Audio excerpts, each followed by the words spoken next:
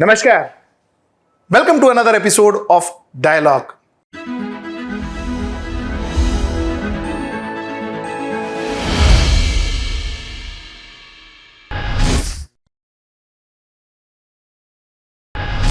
And you know what? My today's dialogue is very special.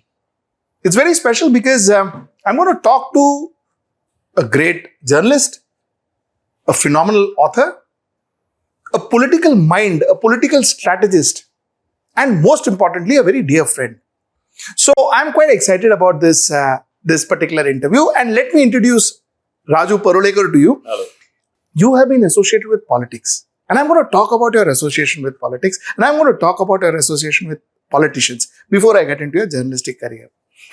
Now, when did you start writing? When did you start journalism? At the age of 19, Which is I was a fellow consultant of Oxfam, So- which is the largest funding agency. correct. So at that time, I wrote a piece on sugarcane cutters Correct. for Observer. That time, So Observer. that was 1990s, Yeah, 90s. 90s, 94, 90, 95, 96. 94, 95. 94 to 2023. Yeah. You've seen politics. Yeah. Tell me what is the change you've seen. Moral values, it's deteriorating, consistently deterioration and erosion of moral values in state as well as in country. That is first thing. See, politics is not about a morality, basically, but there was a thin line of some human expression and empathy in our politics in India and Maharashtra, especially Maharashtra, because it is in South it is more visible. I can say that is not there in since 2014, last 9 years. Are you- Last 9 years. Are you telling me that 2009, 2010, 1984 politics was moral? Morally It was not about morality, but it was about freedom to express your anger against immorality. And it was there. Except 75 to 77, which I was not. So you say that things have changed after 2014. Is that Absolutely. Is that what you're saying? Okay. Now, if that's the case, Raju, then I want to drag you back to 2014. I want to drag you back to 2012. You were the advisor to Anna Hazare. You saw that movement. You were part of that movement. You almost had you contributed a lot to that movement. Who were you trying to remove? It's not true. It's partly true. I was a blogger of Anna. It was I became wrongly famous as a blogger of Anna. ये एक बड़ी लंबी कहानी है. It's a long story. I was in Slovakia, in Bratislava, for some work. वहाँ there Anna called me, and his words actually, Raju, मला भीती वाटते. Kind of, he said, no, why? So he said कि वो भाग के आए थे त्रिहान के अस्पताल से मेधा पाटकर को लेकर. You know that? Yes. And after his first that Ram Leela fast, so I wrote a piece called Gang of Four and IAC. It was actually against India against corruption movement, not about positive. It was not, that blog was not positive about India against corruption. Yeah. Then Anna spoke to me at length in Ralegan Siddhi, and he asked me to become a voice of his soul. So I said कि मैं उससे पहले अन्ना को जानता था ना, तो अन्ना, I interviewed Anna thrice I think in life. So he was very good with me in terms of friendship. He's an elderly person, but he was a friend. Now he's not. Now he is there, but nobody knows where he is. तो मैंने कहा कि यार sir आप blog लिखो, मैं उसको कर देता हूँ viral. So the first blog was about some Congress. Second blog was about restructuring of India against corruption, that executive body. That was a bomb for Arvind Kejriwal, Prashant Kishore, Kiran Bedi.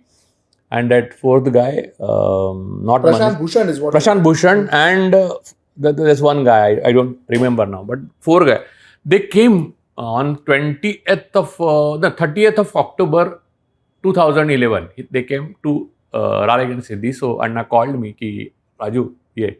And there was a very tricky situation in my life. I mean, that was actually I was on crossroads. Actually, the problem was जिस दिन मैं अन्ना का blogger यानी अन्ना के लिए पहला blog लिखा उस दूसरे दिन अन्ना ने मौन शुरू किया तो पूरा मीडिया सामने आया बोला कि तो का मतलब मैं बोलूंगा अभी जो बोलना है तो मेरी तो लग गई यानी तो बात यह है कि यार मैं बोलूं तो भी प्रॉब्लम नहीं बोलूं पूरा और that is kind of pressure ना you can't take means this is we are journalist we are not politicians we are neither we are politicians nor we are stars means film stars ना we are basically introvert people पूछने को आता है पूछने को नहीं बोलने को भी आए ना तो भी इतना देश का प्रेशर और पूरा देश आपको देख रहा है आप जैसे कि अन्ना की आत्मा हो ऐसे that kind of thing you are not ready for I was not ready for that तो प्रॉब्लम क्या होगी मालूम है एक दिन मेरे घर में शूट चलू था रोज सारा मीडिया मेरे घर पे आता था नीचे भी मीडिया वो लाइफ में मेरे कई बार गलत और सही तरीके की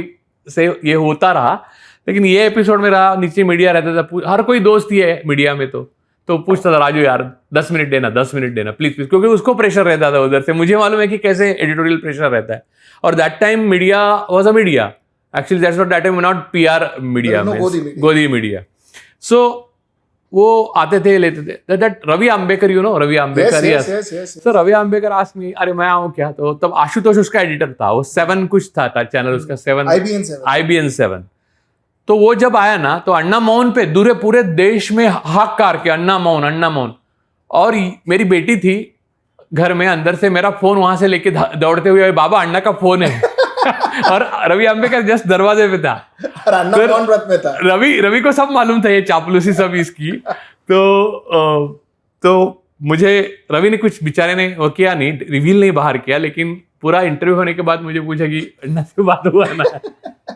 तो मैंने बोला हाँ तो ये बात थी कि और अन्ना और मेरे में मुझ में एक अलग अंडरस्टैंडिंग था रिलेशन था तो उसने ये बात लिखी कि यार I want to restructure the core committee so it's not my thought मैं चाहता था ये करना लेकिन मैं चाहूँ तो भी क्या होता है यार वो मूवमेंट में मैं था ही नहीं एक्चुअली वो मूवमेंट में एक ही पॉइंट मैंने देखा कि वहाँ वो रामलीला मैदान पे बत्तासा एक बादाम ऐसा प्लास्टिक की थैली में सबको खाने को दे रहे उसी टाइम मैंने सोचा कि ये लेफ्ट का काम नहीं है ये तो सत्संग का काम है क्योंकि लेफ्ट वाले किसी को चक्कर बिना वजह देंगे नहीं और बादाम तो भूल जाओ तो वो मैंने देखा और मैंने ये समझ गया कि ये खेल बड़ा है और ये भी मुझे मालूम था कि अरविंद केजरीवाल अरुण जेटली साहब के घर में इंटरव्यू अपनी सारी मीटिंग्स करता है वगैरह तो अरविंद केजरीवाल अमॉरल पर्सन अमॉरल पॉलिटिशियन और वो वैसे सारे पॉलिटिशियन है लेकिन वो बहुत ज़्यादा लेवल का है यानी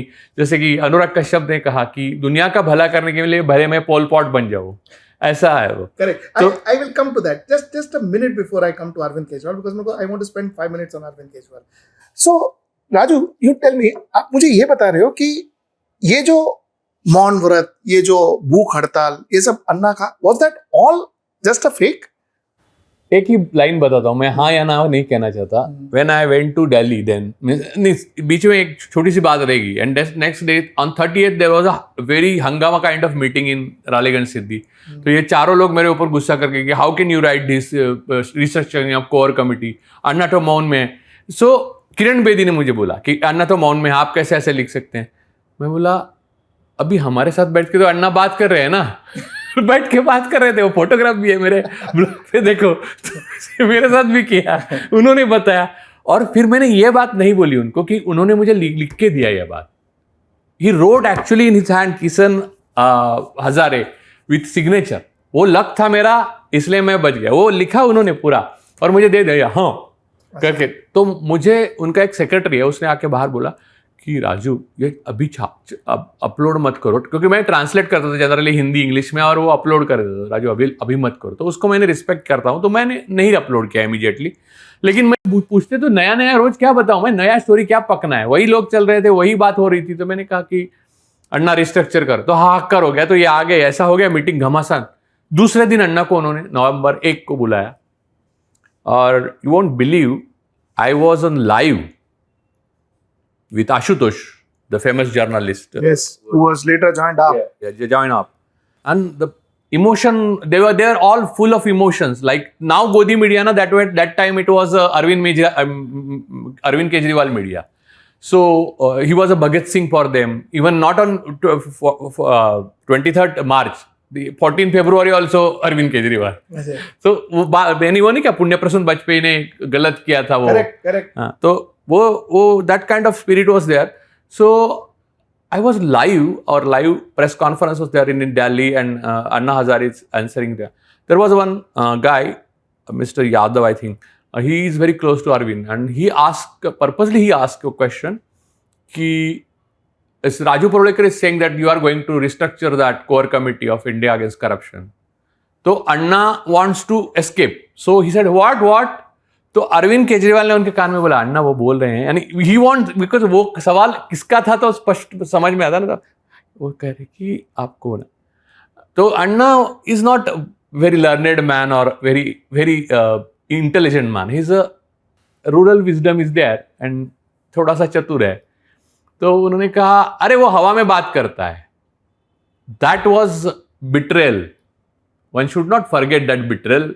एनीवे, दो मैं लाइव में था तो आशुतोष मेरे ऊपर चढ़ गया कि या that means you are with Congress and you are.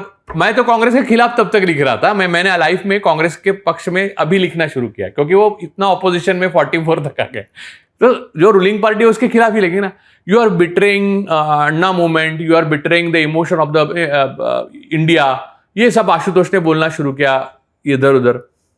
तो मैं कुछ बोला नहीं, मैंने वो निकाला और रख दिया. हाँ, पानी पिया नहीं मैं और दोस्ती बनी रहे भी नहीं कहा. तो मैंने रख दिया क्योंकि मुझे बहुत गुस्सा आया था. तो मैंने उस दिन कुछ नहीं किया. बहुत लोगों के मुझे दिल्ली विल्ली से, सब जगह से, देश से फोन आने लग गए. तो that time I was little bit shaken actually, and it hurts you, no? Means when you are doing it selflessly, I was doing for Anna. So Anna has written and given this to you. Yeah. Very next day, I have uploaded that letter with that English translation, and that was havoc. अब तुम्हारे वो सवाल का जवाब कि अन्ना ऐसा आदमी. तो नेक्स्ट इसके एक दिन बाद आई हैव डिक्लेयर कि Gandhi Peace Foundation in Gandhi Peace Foundation I am doing my press conference. पूरा प्रेस कॉन्फ्रेंस जबरदस्त रहा. तो मैं यहाँ से निकला और दिल्ली पहुंचा. तो दिल्ली में हेडलाइन सब जगह ये थे कि अन्ना जीवन में पहली बार झूठ बोले. हाँ, तो मैंने कहा इसमें से पहली बार निकाल दो. That was your answer. That was my answer. So you were the conscious keeper of Anna, and finally you feel that you were betrayed. Yeah, absolutely. Now let me come. And I was sure that this is straight. It's the game plan of RSS, and which opened the gates for Saffron Brigade in Delhi. See, Raju, that game was played by Arvind Kejriwal, Kiran Bedi, and Prashant Bhushan is out. Means he's. I'll come to that. But before that, let me ask you a question. आपने continuously you said RSS. What? While I can understand, you have enough proof, as you say, of what Anna had done. But what proof do you have that RSS was part of it? RSS register ही नहीं, कोई proof नहीं. वो कभी भी किसी को भी अपने MP को भी डिसोन करते हैं. Correct. कोई भी कुछ करे. नाथुराम गोडसे RSS में जाता था तो नाथुराम गोडसे को डिसोन करते, वो हमारा था ही नहीं बोलते. कुरुलकर की 4 पीढ़ियां RSS में जाती थी. जिस दिन कुरुलकर एक्चुअली हनी ट्रैप में आ गया और उसने सारे रहस्य बेचे इंडियन डिफेंस के, उस दिन RSS ने बोला हमारा कोई संबंध ही नहीं है. तो आपको RSS को ऐसे नहीं कह सकते. RSS मैदान पे कम है और मन में ज्यादा है. So technically we don't have proof that RSS is. Technically निकाला जाए तो प्रूफ है.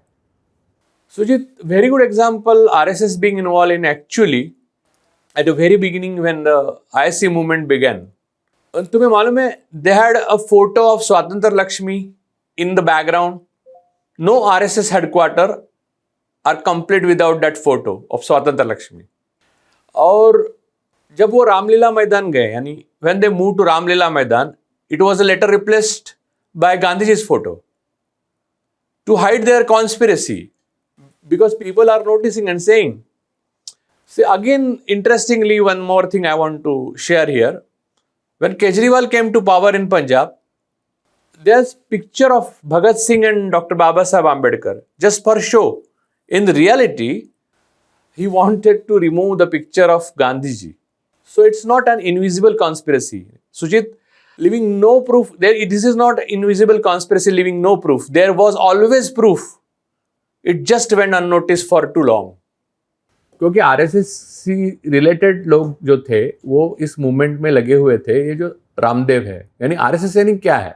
आरएसएस का ऑक्सिलरी स्ट्रक्चर्स भी आरएसएस है ना, उनका वैगनार ग्रुप ही है ये, वीएचपी, बजरंग दल, ये वो. तो ये सारे जो बाबा महाराज है ना, उनके लोग इर्द गिर्द वो उसमें रहा करते थे. जिन्हें जिन्हें फायदा हुआ है, जिस बड़े आश्रम हुए हैं, वो सारे बाबा बुआ वहां पर आपको मिलेंगे, including Ramdev. Ramdev is the biggest example. लेकिन वो सारे लोग इस आंदोलन में जुड़े हुए थे. कहीं मनमुटाव भी हुआ. Arvind Kejriwal is a very ambitious man and then he proved that he is ambitious and so You were saying. नहीं, ऐसा दिल्ली में वो था, एक वो घोषणा ही थी कि ऐसा कोई सगा नहीं जिसे अरविंद ने ठगा नहीं. तो अब अरविंद पे चलते हैं. Let's go officially into Arvind. Your relationship with Arvind spoiled when again with that same documentation of the core committee being changed, or the managing committee of India Against Corruption being changed. Is that when you and Arvind split apart, or you were never friends? You were never close to each other. Friends, but मुझे अरविंद सच नहीं बोलता. इस बात का एक नमूना पहली बार पता चला जब अरविंद और हम लोग बैठे थे. वो फोटो है, वो मैं आप चाहे तो आप ले सकते हैं मेरे ब्लॉग से. तो अन्ना के सामने तो किरण बेदी जी मुझे बोली कि आपको बताना चाहिए था हमको. तब मैंने उनको दिखाया कि ये नंबर है. मैंने 6 बार अरविंद केजरीवाल जी को फ़ोन किया, ये अन्ना बोल रहे हैं, ये मुझे बोलना पड़ेगा. उन्होंने उठाया नहीं. तो अरविंद ने देखा, अरे बोला ये मेरा ही नंबर है. तो उसके बाद यूँ हुआ कि जैसे जैसे आग बढ़ती गई, मैंने बोला वो सच साबित होता गया जैसे जैसे एक एक बात आगे गई. तब अरविंद ने मुझे एक दिन रात को फ़ोन किया और बोला कि आप, वो अरविंद केजरीवाल जी का स्टाइल ही है. जहाँ वो कांग्रेस को झांसे में लेके सरकार बनाई उन्होंने दिल्ली में, और मैं गाड़ी नहीं लूँगा, ये नहीं लूँगा, फला नहीं लूँगा. तो अब तो वो उसका पूरा कॉन्वॉय निकलता है तो दिल्ली वो खड़ी हो जाती है. खैर, तो तब मुझे फ़ोन किया और कहा कि अन्ना जी का ख्याल रखो आप. बस इतना ही मैं कहना चाहता हूँ. ये आवाज़ में वो समझो तुम. हाँ, अन्ना जी का ख्याल रखो. मैं बोला नहीं, आप जिस तरह से कर रहे हो उससे अन्ना जी की तबीयत ना बिगड़ जाए. एक्चुअली अन्ना जी का ये कहना था कि मुझे इनको शहीद करवाना था वहां पर. मैं आज़ाद हूँ फिल्म जैसा, यानी मिड जॉन डू का नाम की फिल्म है ना, उसमें मैं आज़ाद हूँ अमिताभ बच्चन थे और टिनू आनंद ने बनाई थी. वैसे वही शहीद होते थे रामलीला पे. तो इनकी पूरी प्लान थी वो, लेकिन वो शहीद नहीं हुआ, भाग गए. अन्ना भी अन्ना है. तो सब एक दूसरे से इस तरह से खेल रहे थे. सो गेम विद इन गेम्स चल रहे हैं. तो वो उस वक्त मुझे फ़ोन किया. फिर उन्होंने माफ़ी भी मांगी. मैंने वहाँ उस फ़ोन पे मांगी, बाद में रिकॉर्ड पे भी है, ऑन रिकॉर्ड, कई मैगजीन में छपा भी है.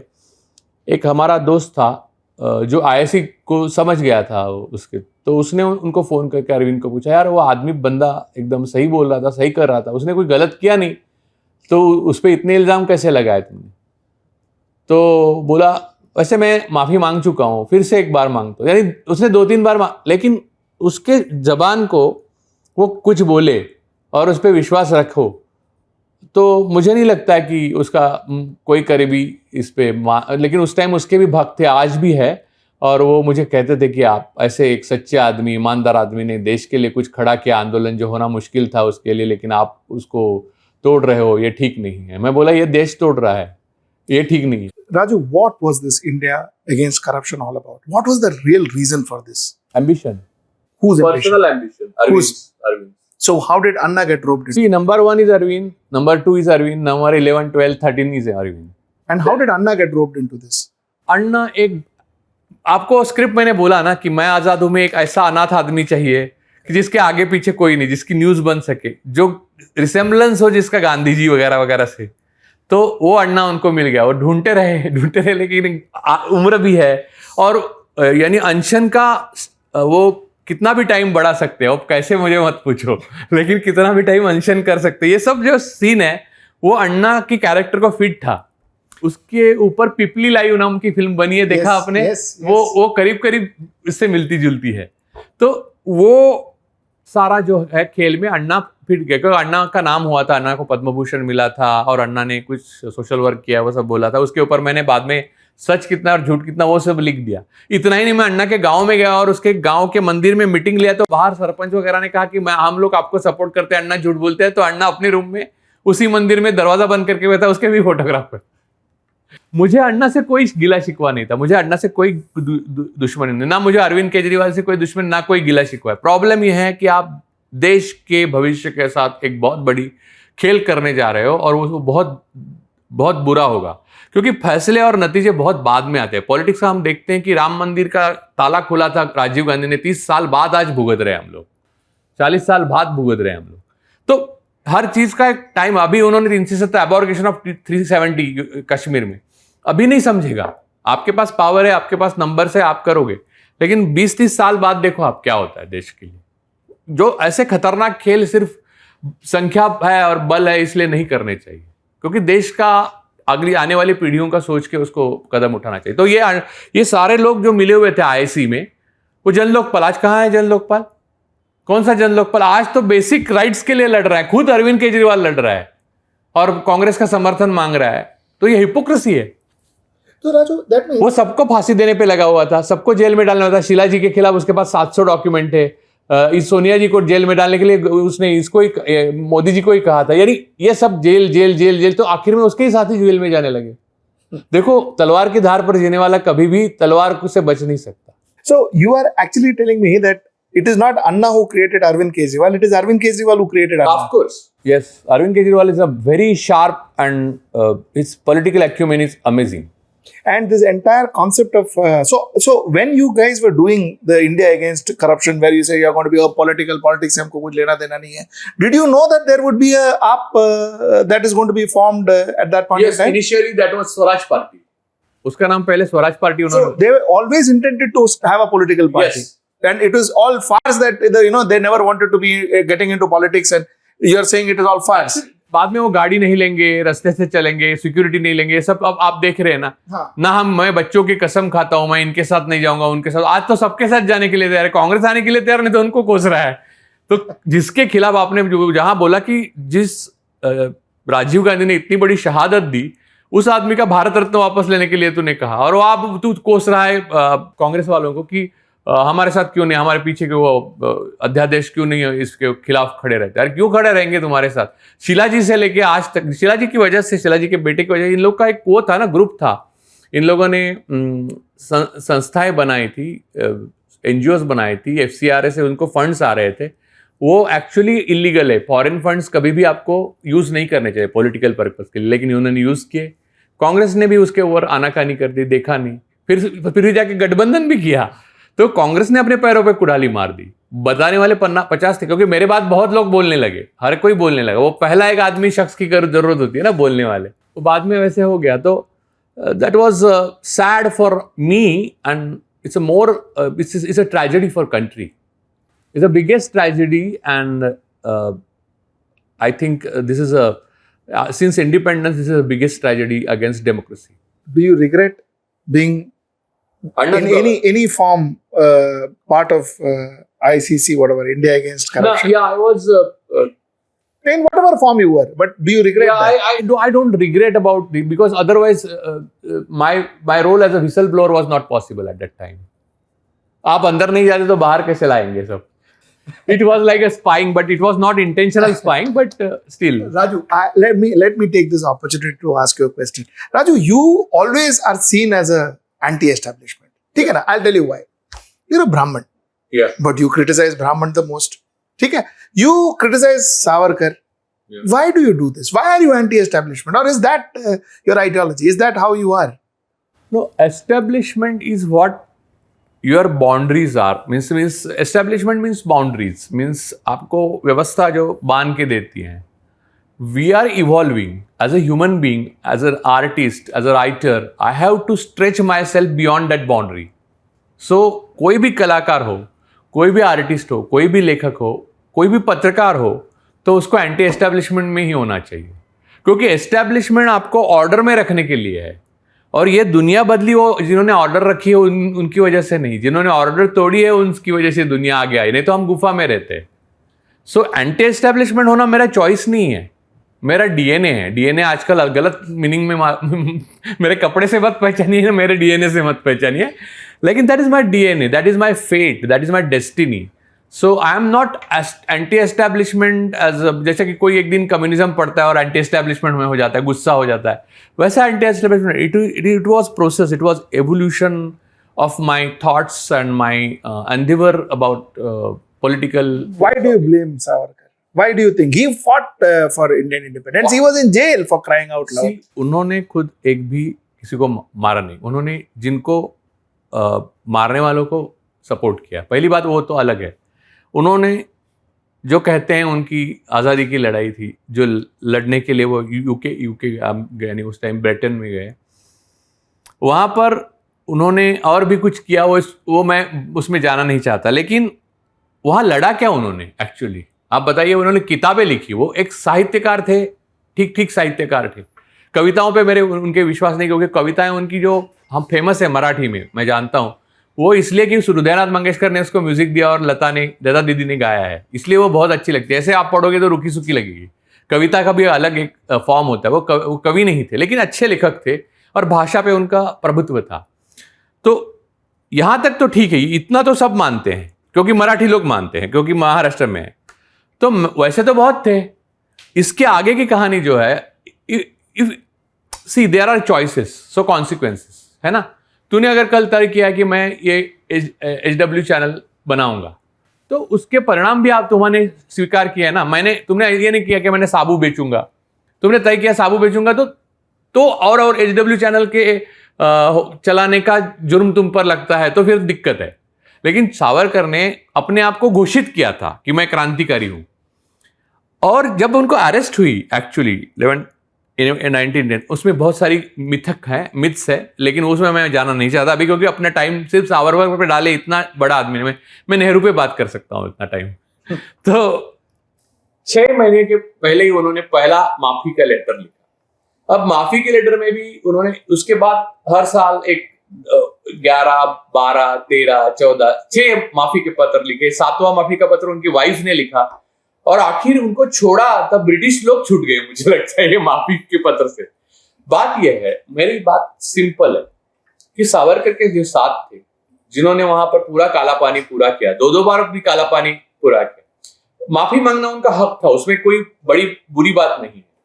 लेकिन माफी के पत्र जो 3 लोगों ने लिखे थे, इसमें एक बाजेंद्र घोष भी थे, जैसे योगी अरविंद के भाई, तो उनके माफीनामे में और इनके माफीनामे में तुम फर्क देख सकते हो। उसने पूरा सरेंडर करके मैं ब्रिटिश एम्पायर को कोऑपरेट करूंगा, मेरे माए बाप, ऐसा टाइप कुछ नहीं लिखा है, बस मुझे अच्छी कंडीशन दे दी है, ये सब लिखा है। इन्होंने पहला माफी पत्र से लेकर ऐसा लिखा है। फिर उनके अंदर के जो हालात के ऊपर उन्होंने लिखा है, वो उन्होंने ही लिखा है। वीर सब उन्हीं का है, चित्रगुप्त नाम से लिखा, और वो बाद में 80s में हमको पता चला कि चित्रगुप्त यानी खुद सावरकर थे, जिन्होंने बैरिस्टर सावरकर नाम की किताब लिखी और इसमें ये सब लिखा। जो लोग अंधेरे में गुमनाम हो गए अंडमान के 50 साल, कई लोगों को फांसी हो गई, कई लोगों को मार डाला गया, कई लोग एक्चुअल उतने हालात से गुजरे और वो उन्हें उफ तक नहीं किया देश के लिए। वो सिर्फ बाहर माफी मांग के नहीं आए और अपनी किताब नहीं लिख पाए, इसलिए उनका हम आदर नहीं कर पा रहे हैं और उनको सम्मान नहीं दे पा रहे हैं। ये एक सावरकर की चालाकी है। But Raju, मुझे ऐसा लगता है। सेकंड, मैं 2 ही बात। sorry. गांधी जी की हत्या जो हुई, उसमें तो नाथुराम गोडसे का हाथ था, और नाथुराम गोडसे ने हत्या की, उसमें ये तो सावरकर के संबंधी थे। सावरकर निर्दोष नहीं छूट गए, बिना सबूत के वो छूटे। उसके ऊपर कपूर आयोग हुआ, लेकिन उसके पहले सावरकर ने वो प्रायोपरेशन, जिसको सुसाइड, हम ये तो यूथेनेशिया जो भी कह सकते हैं, वो किया। लेकिन ये जो सारी चरित्र है जिसने गांधी जैसे एक महान आपके मतभेद हो सकते हैं, लेकिन आप गांधी जितने बड़े नहीं हो, इससे इतनी जेलसी नहीं बढ़नी चाहिए आपकी कि गांधी ही मर जाए। तो ये आप 6 माफी पत्र लिखते हो। और दूसरी बात, एक बात और बताता हूँ, वो आ गए रत्नागिरी, रत्नागिरी ने उन्होंने एक ऐसे ऐसा महाराष्ट्र में फैला हुआ है, भारत में भी कई जगह पतित पावन मंदिर बनाया, दलितों का उद्धार किया, कुछ नहीं। पतित पावन मंदिर भागोजी किर ने बनाया, उन्होंने नहीं। सावरकर एक पैसा नहीं, सावरकर बहुत पैसे कंजूस थे। और धनंजय किर ने उनका बायोग्राफी लिखा, उसमें सब लिखा है। भिड़े उनके जो सेक्रेटरी थे वो भी बेचारे पगार मांगते रहते थे, बढ़ाओ बढ़ाओ बढ़ाओ। खैर, वो दूसरा उनको पेंशन मिली 60 रुपया, जिस वक्त कलेक्टर का पगार 22 रुपया थी। यार 60 रुपया कौन देता है क्रांतिकारी को? गवर्नमेंट देखा देगा। यानी ये तो ऐसी बात हो गई कि कल ईडी तुमको तनख्वाह शुरू करे 5 लाख रुपए की, किसी जर्नलिस्ट को, है ना। 60 रुपया हर महीना सावरकर को मिलता था। फिर ब्याज पे भी वो पैसा लगाते थे, कहां से पूंजी देते थे उनको। तो ये सारी लाइफ उन्होंने 37 में मुंबई में आ गए। उसके बाद उन्हें हिंदू मुस्लिम पे काम किया, जैसा उन्होंने लिखा है वैसा ब्रिटिशों के साथ व्यवहार किया। ये कोई नीति होती और ये बड़ी राजनीति होती, चालाकी होती, तो आने के बाद राजनीति करते ना। वो ऐसा किया है लोगों ने, और वो फिर दूसरी बार काला पानी भुगत चुके हैं। ऐसे नाम है बंगाली रेवोल्यूशनरीज के। वैसा सावरकर ने कुछ नहीं किया। बस ये यहाँ पर फिर 37 के हिंदू महासभा के सम्मेलन में उन्होंने द्विराष्ट्र यानी हिंदू पाकिस्तान पाकिस्तान और हिंदुस्तान की थियोरी की। फिर 40 में वो जिन्ना ने उसको कहा। फिर एक से एक बड़ी दंत कथाएं उनके ऊपर है कि बोस को इन्होंने इंस्पायर करा। काहे का बोस को इंस्पायर? बोस का लेटर है खुद का कि सावरकर और जिन्ना अपने आप को संभाले। और जब बोस गए और उन्होंने आजाद हिंद सेना बनाई, उन्होंने 3 प्लाटून बनाने। उसमें प्लाटून में पहले का नाम सुभाष था, दूसरे का नाम जवाहर था और तीसरे का नाम गांधी जी था। इसमें सावरकर ने अगर इंस्पायर किया तो सावरकर का नाम नहीं, तो नाम तक नहीं लिया, और सावरकर के खिलाफ ही थे वो। ये राजनीति जो धर्म की राजनीति है उसके पूरी तरह से खिलाफ थे बोस। तो ऐसी कई कहानियां फैलाई गई। और हालांकि सावरकर ब्राह्मण थे, इसलिए उनकी कहानियों को रिस्पेक्ट मिला। अगर सावरकर दलित होते या ओबीसी होते तो वो रिस्पेक्ट नहीं मिलता। ये भी समझिए, सावरकर से लाख गुना बड़े और महान अगर कोई व्यक्ति हुआ है देश में तो डॉक्टर बाबा साहब आंबेडकर। लेकिन उनके काम को दलितों के लिए काम नहीं सिर्फ किया, उन्होंने सारे हम लोगों के लिए काम किया। छुट्टी से लेके तनख्वाह से लेके आज जो अंकल व्हाट्सएप फॉरवर्ड करते हैं ना आराम से पेंशन लेके, वो सब प्रावधान जो है वो अंबेडकर जी के है। लेकिन उनको वो सम्मान नहीं मिला क्योंकि वो ब्राह्मण नहीं थे। Are you saying this? Dr. Baba Saheb Ambedkar is a far bigger leader in India than what Veer Savarkar is. Veer Savarkar to very major extent is limited to Maharashtra. Dr. Baba Saheb Ambedkar is from Kashmir to मैं आपको और बताता हूँ। तो इस मामले में अंबेडकर के ऊपर एक थ्योरी बनाई गई। वो भाला नाम की एक मैगजीन आती थी, उसमें भोपटकर नाम के एडिटर थे। उन्होंने ठोक दिया और वो इतना लोगों को पसंद है कि वो मानते कि सावरकर के बारे में हो कि गांधी हत्या के बाद में अंबेडकर खुद गाड़ी चला के सावरकर जी के पास आए और उनको साथ में लेके गए एक जगह पे, सुनसान जगह पे, और कहा कि शायद तुम्हें सरकार इस हत्या में तुम्हारा नाम भी आएगा, मैं तुम्हें सिर्फ आगाह करने आया हूं। तो ये पूरी फेक कहानी है। क्यों? क्योंकि अपने अंबेडकर को गाड़ी चलाने नहीं आती थी बेसिकली और इतना टाइम भी नहीं था इनको लेके जाए। ये भालाकार भोपटकर की एक दंत कथा है। जैसे कि एक पेशवा की खत्म होने के बाद 1818 के बाद पूना में जो एक और पूरे महाराष्ट्र में जो ब्राह्मण कम्युनिटी है, मैं खुद जानता हूं तो क्योंकि मुझे मालूम है ना, उनको इतना सदमा पहुंचा है ना, आज भी उससे निकल नहीं पा रहे हो। और इसलिए वो राष्ट्रवादी बोलकर अपने आप को इतना द्वेष और जहर से भर रहे हैं। आज भी उनके मन में वो गांधी जी और नेहरू जी की कामयाबी जो है उसके बारे में जहर है। और दूसरा, बहुजन, आपने ब्राह्मण के बारे में पूछा, 2 मिनट में बताऊं उसका? Please. सर, हिंदू कोई धर्म ही नहीं है। कौन सा हिंदू धर्म बोल रहे हैं आप? क्योंकि यजुर्वेद में कहा गया है ब्राह्मण धर्म है, बाकी सारी जातियां हैं। आप बताइए कि आज भी मैट्रिमोनियल कॉलम में आप जब हिंदू ब्राइड लिखते हो तो उसके ऊपर जात भी में लिखते हो ना, या हिंदू पे चल जाता है? सब नहीं चलता है। छोड़ो। दूसरी बात बताता हूं मैं। एक क्रिश्चियन चाहता है कि मैं हिंदू बनूं, तो किस जाति में लोगे उसको? प्रावधान है? तो हिंदू धर्म है ही नहीं। और मैं बोलता हूं कि कई सालों तक, पेशवा के राज तक, हिंदू नाम का ऐसा धर्म नहीं था। तो भगवा ये बुद्ध का नाम है। भगवा इन्होंने हर चीज चुराई हुई है। भगवा बुद्ध का नाम है। हिंदवी का मतलब उर्दू है। यहां की जो भाषा थी हिंदवी, उर्दू का दूसरा नाम है। तो ये सारे शब्द है और उमर खयाम ने हिंद यूज किया है। तो हिंद से हिंदू, यानी यहां की एक जो संस्कृति है जिसमें कई लोग आए, तुर्क आए, हूण आए, कई आए, और वो सब मिल गए और उनके संकर से अलग अलग लोग तैयार हो गए। अलग अलग तरह के लोग, अलग अलग व्यक्ति आई और सोसाइटी तैयार हुई, उसको हम हिंदू बोलते हैं। हिंदू ऐसा कोई धर्म नहीं है।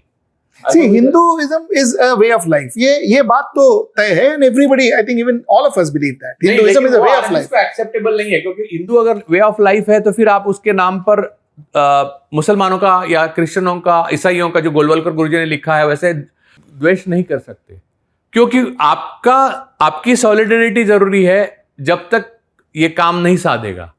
आपकी सॉलिडरिटी होने के बाद फिर आपको बाहर निकालना है, जैसे था मनुस्मृति की तरह, औरतें चिता पे जा रही है, फिर जो दलित है वो गांव के बाहर। आज भी देखिए, मैं आपको बताता हूं कि अब भी मुंबई जैसे शहर में बिल्डिंग में देखो इन्होंने क्या किया है। आप क्या कपड़े पहनने चाहिए, औरत ने क्या कपड़े पहनने चाहिए, इस पे मूवमेंट चलाते हैं। बिंदी लगानी चाहिए नहीं लगानी चाहिए, इस पे मूवमेंट चलाते हैं।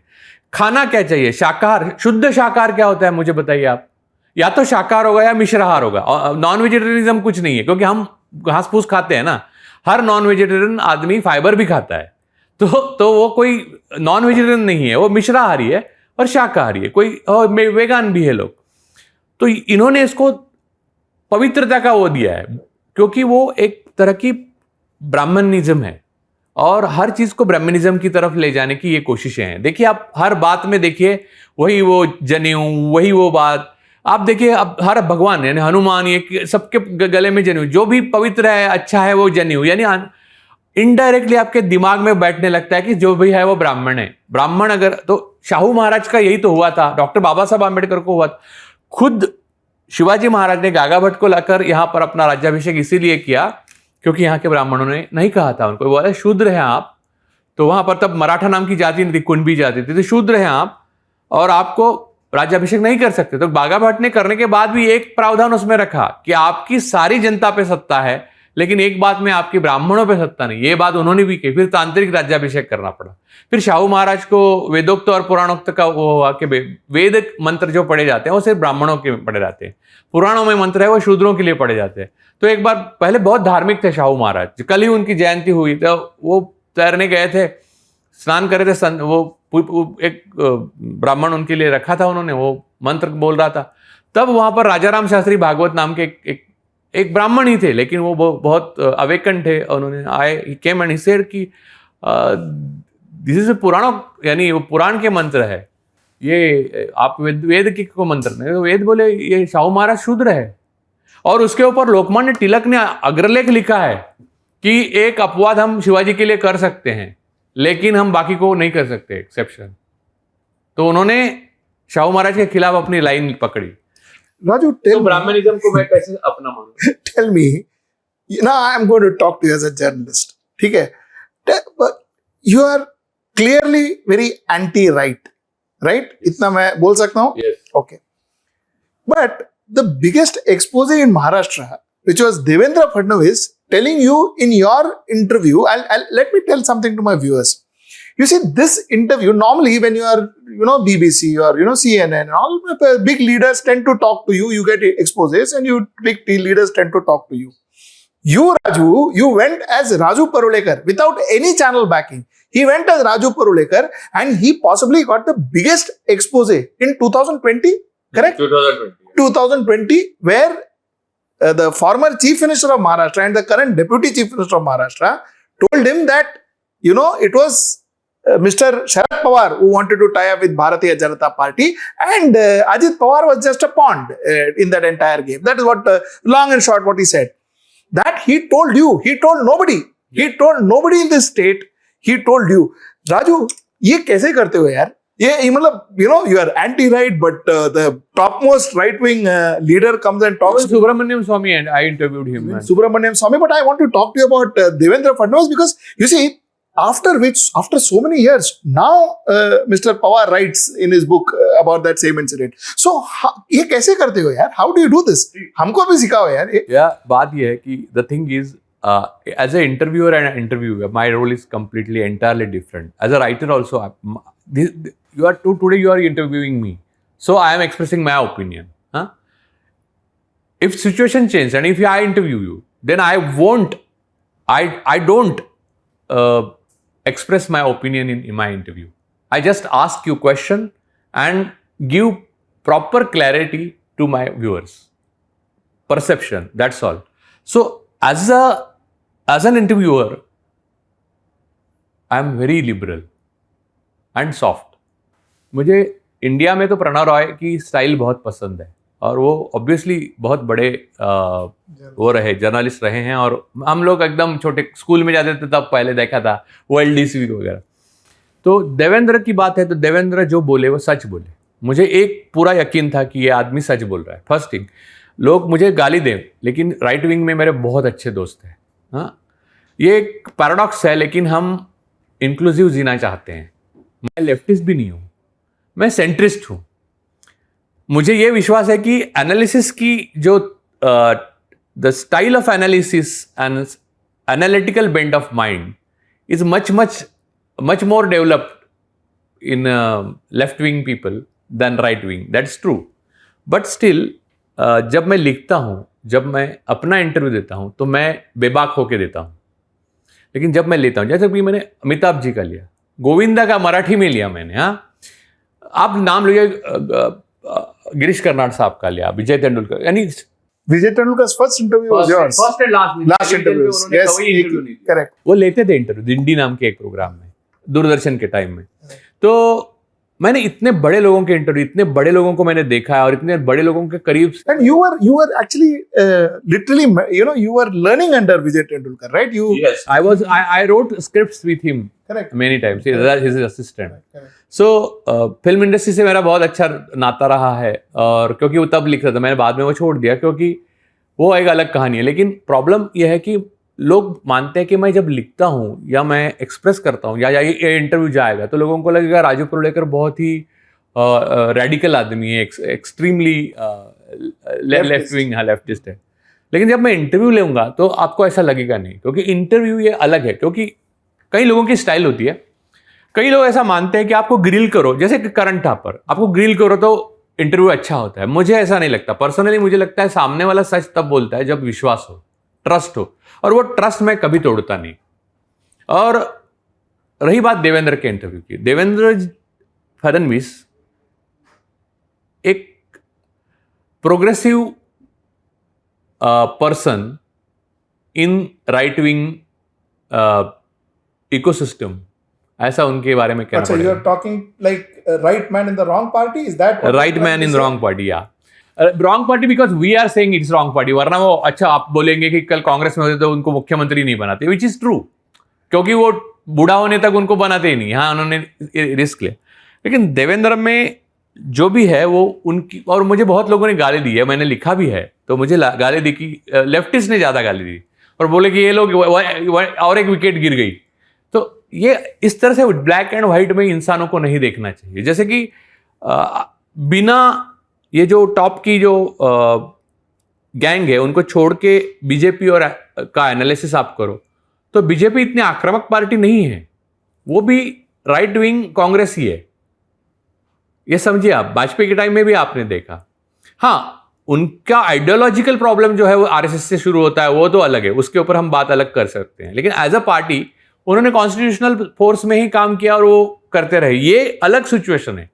ये आइडियोलॉजिकल वॉर तो है ही, लेकिन एक सरकार अपने नागरिकों के खिलाफ, एक जिन्होंने संविधान को, जिनका संविधान पे विश्वास है, जो संविधान का पालन करना चाहते हैं, ऐसे नागरिक, और लॉ एंड ऑर्डर का सहारा लेना चाहते हैं, ऐसे नागरिकों के खिलाफ सरकार ने एक तरफा युद्ध जंग छेड़ी है.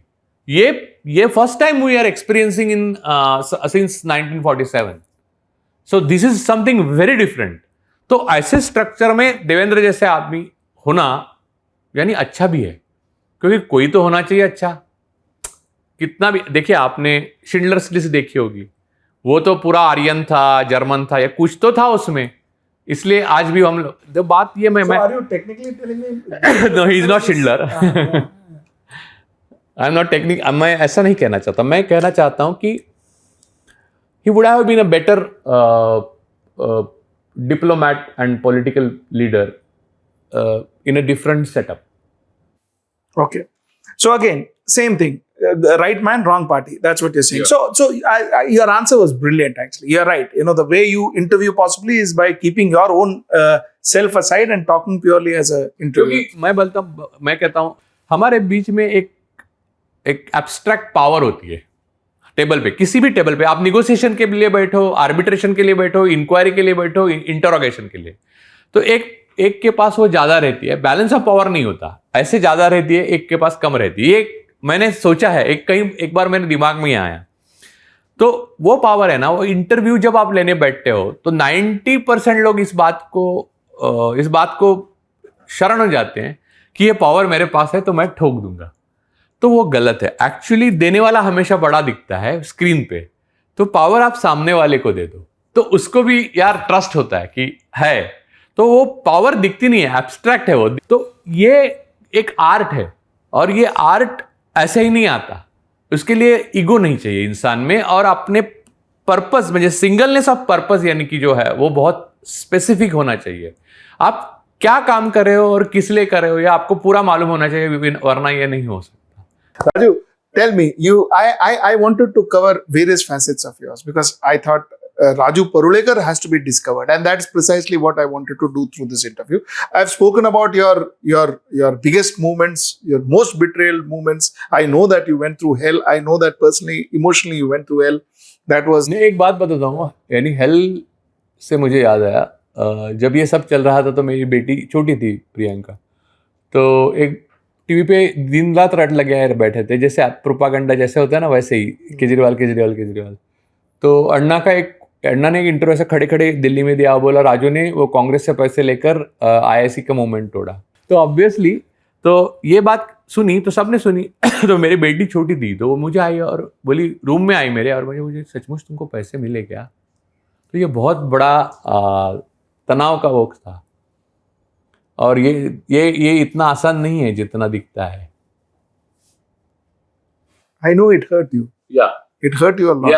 Yeah. तब रिग्रेट होता है आपको कि आप सोशल लाइफ में हो। Basically I am introvert person. Raju, tell me, like I told you, we went through a lot of your facets. We went through your, like I said, the most betrayed time, and your journalism. Now I want to ask you as a political thinker. Raju, give me your honest opinion. Do you think there will be a united opposition? Will this united opposition happen? See, ideologically, no, but technically, yes. Ideologically, because... Yeah, talk to me as a journalist. Yeah, political baat mat kar. Do you think it's happen or not? Yeah. United opposition is possible. And you think it's going to happen? Yeah, it's going to happen. You think it will happen for 2024? Yeah. Will it be effective? Yeah. Why do you say that? Because suppress class जो है उनमें हमेशा unity रहती है, भले वो एक दूसरे के खिलाफ हो, लेकिन वो सप्रेस क्लास है इसलिए इकट्ठा रहते हैं। और ऑपरेसर को यही बात है, वो समझ में आखिर तक नहीं आती कि अपनी मर्यादा कहाँ उसने तोड़ी, और हर तानाशाही का अंत इसी तरह से होता है।